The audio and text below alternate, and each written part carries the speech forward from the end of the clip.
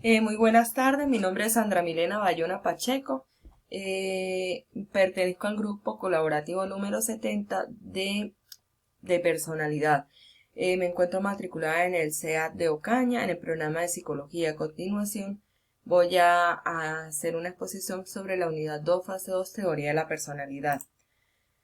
En la introducción en este trabajo expongo por medio de los mapas mentales cada una de las teorías de la personalidad, teniendo en cuenta que la psicología aborda el estudio de la personalidad en diferentes formas.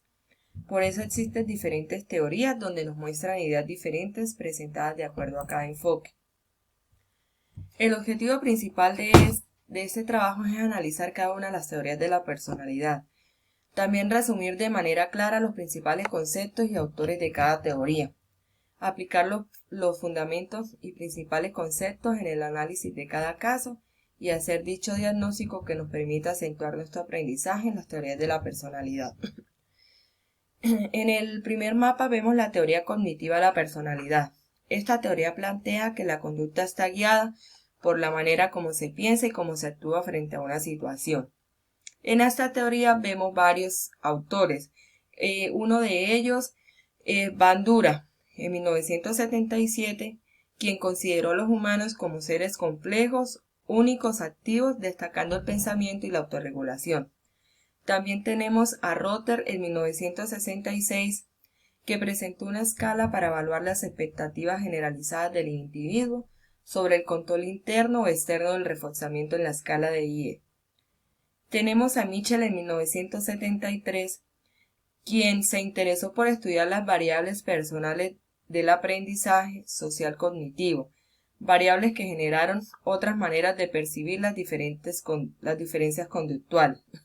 Y por último tenemos a Kelly en 1955, que planteó como concepto estructural de la personalidad el constructo como una manera de construir o interpretar el mundo. Luego vemos la teoría integradora de la personalidad. Esta teoría, la personalidad no podrá limitarse a describir o a explicar el temperamento, el carácter del self o la inteligencia, sino que deberá incluir los tres aspectos. Otro aspecto de la teoría integradora es el modelo de los 7 factores de Clonig en 1998, que propone 4 dimensiones temperamentales que reflejan disposición innatas de respuestas a estímulos persistentes a lo largo del tiempo. Tenemos también a Millon en 1990, que propuso un modelo evolutivo. Una de las características básicas de este modelo de Millon pues interesa en conocer la estructura básica de la persona, como también su dinámica y su cambio. La propuesta de la teoría integradora para dar respuesta a las problemáticas planteadas se han denominado 5 grandes rasgos de la personalidad de Bill Fry. Una de ellas es el diseñados por Capra, Barbanelli, Borboni y Perudni. Se distinguen 5 factores o 5 dimensiones. Entre ellos tenemos la extroversión, agradabilidad, escrupulosidad, estabilidad emocional y apertura a la experiencia.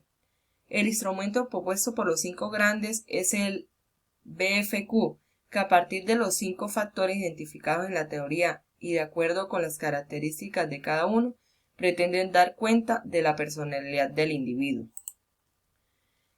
Aquí en esta ficha tenemos la teoría conductual de la personalidad. El principal autor fue Watson, quien se consideró como padre del conductismo. También vemos que la teoría de la personalidad, según Locke, manifiesta que un recién nacido viene en blanco y es el ambiente que determina la personalidad de éste, no solo en la infancia, sino también en la etapa adulta.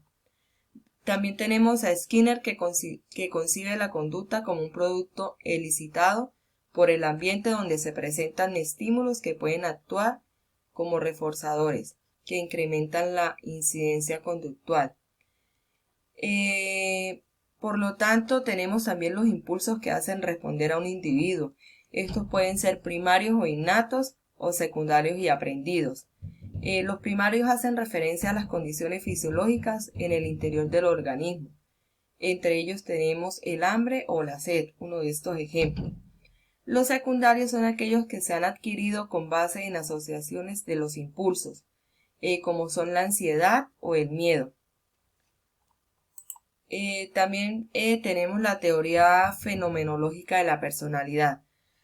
Esta teoría fenomenológica de la personalidad, a diferencia del psicoanálisis, considera que el ser humano no debe ser comprendido como resultado de conflictos ocultos o inconscientes, sino que tiene una motivación positiva.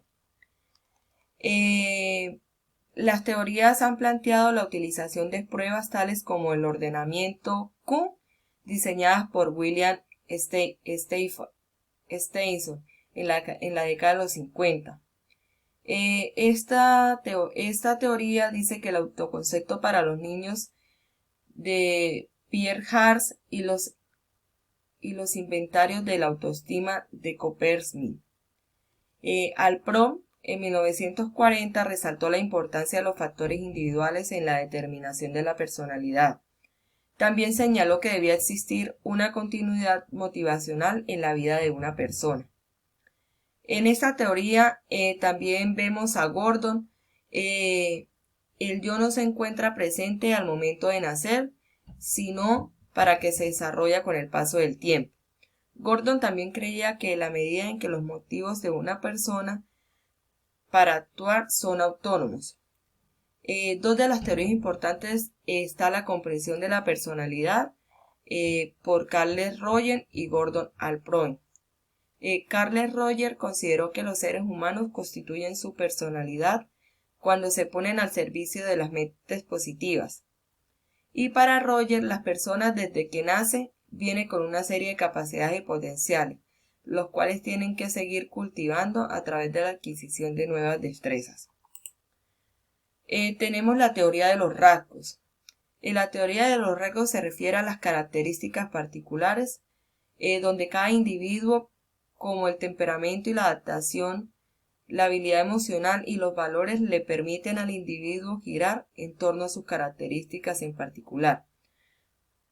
Una de ellas tenemos los instrumentos de evaluación de la personalidad.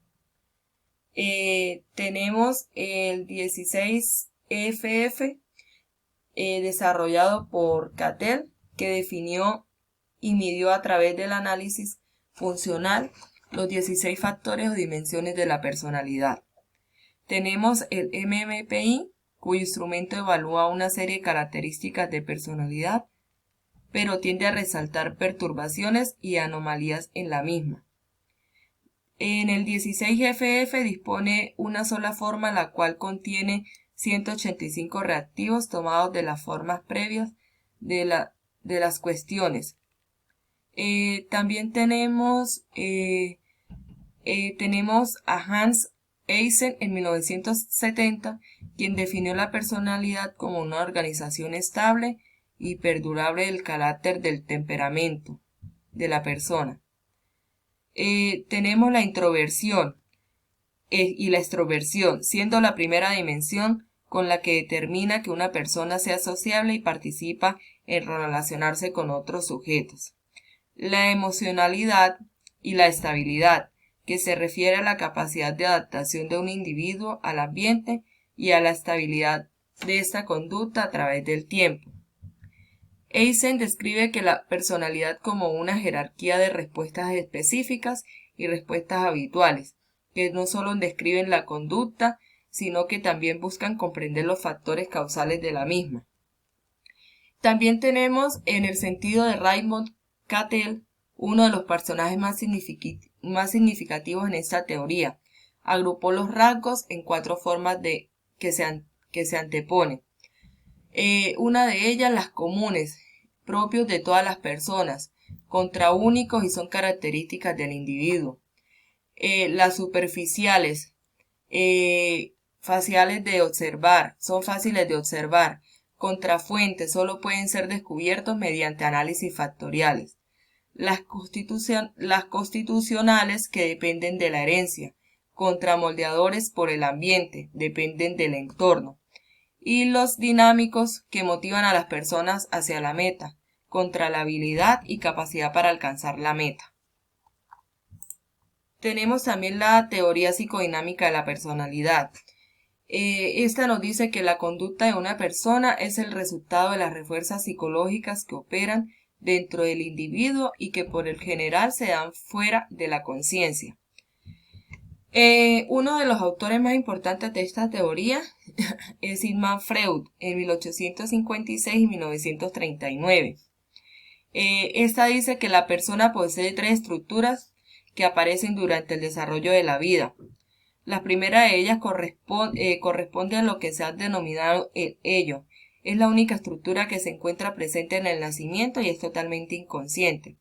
La segunda estructura planteada por Freud en 1967 es el yo, el que se encuentra entre el consciente y lo preinconsciente, que busca satisfacer los deseos del ello en el mundo externo. Y la tercera estructura planteada es el superyo. Este cumple las veces de guardián moral. Entonces tiene la función de vigilar al yo para conducirlo hacia las acciones morales socialmente aceptadas. Freud determina la personalidad por medio de los deseos sexuales. Los deseos sexuales son 5 etapas que comprenden la etapa oral, que este periodo va desde el nacimiento hasta los 18 meses.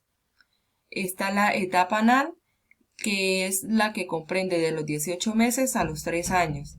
La etapa fálica, esa va desde los 3 años hasta los 6 años. Seguidamente está la etapa de latencia, que viene desde los 6 años hasta los 12 años. Y por último está la etapa genital, que es la etapa que comprende desde los 13 años en adelante hasta en donde se despiertan los impulsos sexuales, permitiendo que los adolescentes satisfagan todos los deseos reprimidos desde la niñez.